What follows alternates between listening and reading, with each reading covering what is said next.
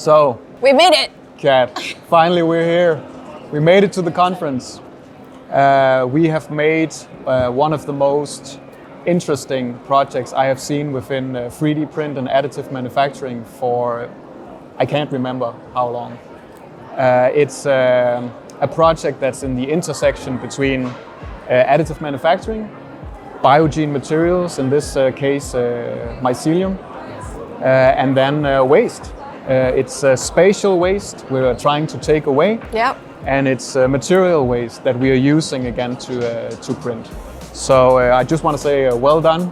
Thank you for, for the cooperation so far. We are so excited. I think, well, actually, I should say thank you, because I think it's been a total collaboration. I think this kind of an effort can never happen except for through the sheer kind of effort of many different expertises, many different parties, and of course the incredible support that you have kind of provided through the whole thing.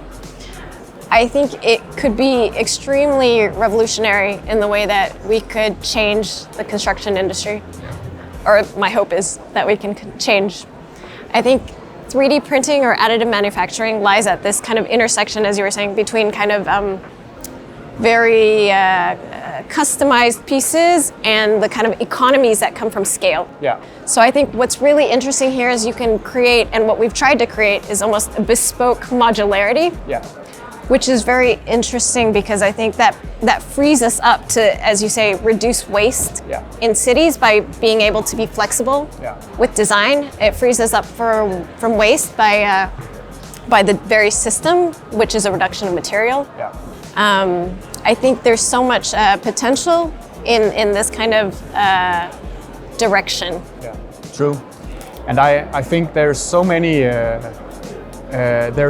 ways to take from here, but one of the ways that I really hope that we would be able to go for is the way of empowering a new generation of makers, because 100%. What you see in the 3D print or in the additive manufacturing ecosystem, suddenly everyone could make stuff. Yes. And everyone could become a maker and could get into a community and could share files and share experiences.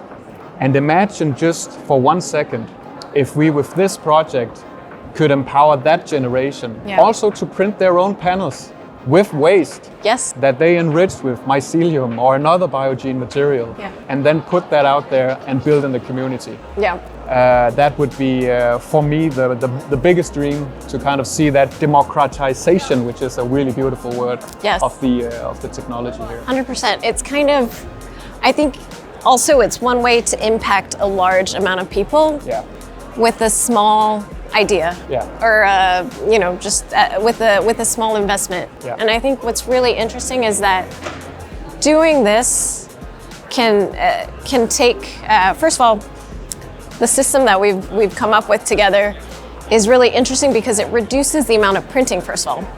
We've basically taken away from creating a solid panel, which in the end is quite wasteful, and just kept it to what was necessary in the print. And I think that's actually very smart. And by doing so, let the material do its best, be its best kind of self. And then with the infill, find another version that could be the best self.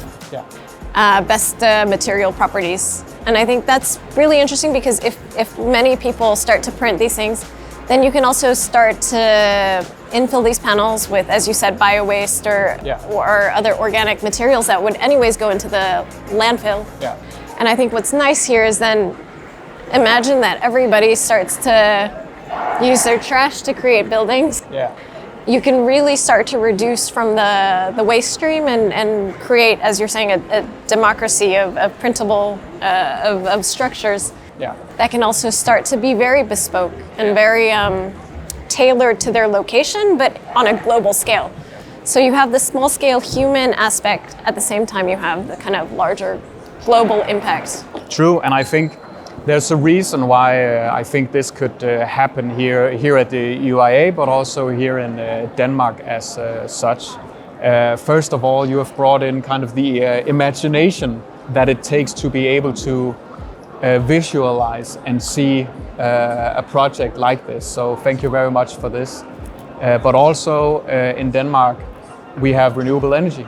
Yes. So the robot printers that have been printing the panels in Holland has been fired up largely by wind turbines in Denmark. And that's fantastic. And also we have really, really, really good and skilled engineers, people working in manufacturing in Denmark that has just made this work. And without that, we would have no chance. So also from my side, just a big thank you, not only to BIG and to Danish AM Hub, but also to MDT, to Naturplan, to all the collaborators, all the different companies and stakeholders, because it's been amazing to see the work with this project.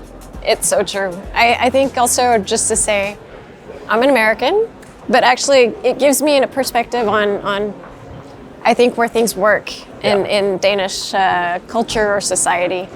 And I really feel like this kind of collaboration or the willingness to kind of work together to improve the social realm together is something that I find very encouraging and unique. There's a care for the shared public realm, and in a way that I don't necessarily see in the same way in the United States.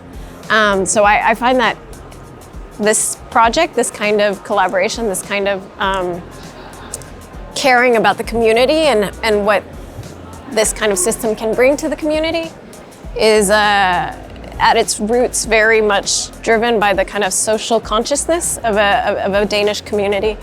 And I think that's something that's definitely worth also sharing on a larger global scale. For sure. Yeah, and it has just, I think for now, we should just applaud ourselves, but also be very aware that you're done, but then you start. Yes, no, exactly. So now we have a whole building that we want to do, which will be amazing. Yes. But also there's still plenty of knowledge that we have to both learn from and also have to derive and have to further encourage to see that this approach and this project can really take off.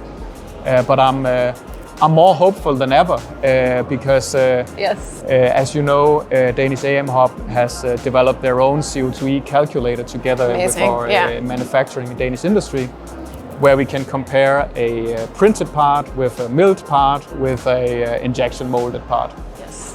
And it turns out that this pavilion, if you take one arch, it's actually 81% better in terms of CO2e emissions than if we compare it to the next best thing.